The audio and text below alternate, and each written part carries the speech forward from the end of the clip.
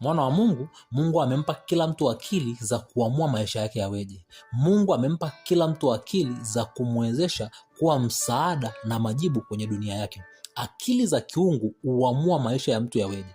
Ni jambo moja kuwa na ufahamu, lakini ni jambo moja kubadilisha huo ufahamu kuwa vitu halisi kwenye maisha. Ili kubadilisha vitu viwe halisi kwenye maisha, unahitaji kutumia akili kwa viwango vya juu. Lazima uiombea akili yako ili akili yako iweze kutumika kwa ufanisi. Kuombea akili ni kuiactivate akili. Kuombea akili ni kuiamsha akili yako. Kuiombea akili ni kuongeza ufanisi na uwezo wa akili ili uitumie kwa viwango vikuu. Biblia inasema kwenye Timotheo 2:7, yafahamuni sana hayo nisemayo, kwa maana Bwana atakupa akili katika mambo yote. Mungu anakupa akili katika mambo yote ili ufanyike msaada. Mungu anakupa akili katika mambo yote ili ufanikiwe. Iombea akili yako ili uone matokeo. Iombea akili yako ili ufanikiwe katika jina la Yesu Kristo aliye hai. Umebarikiwa.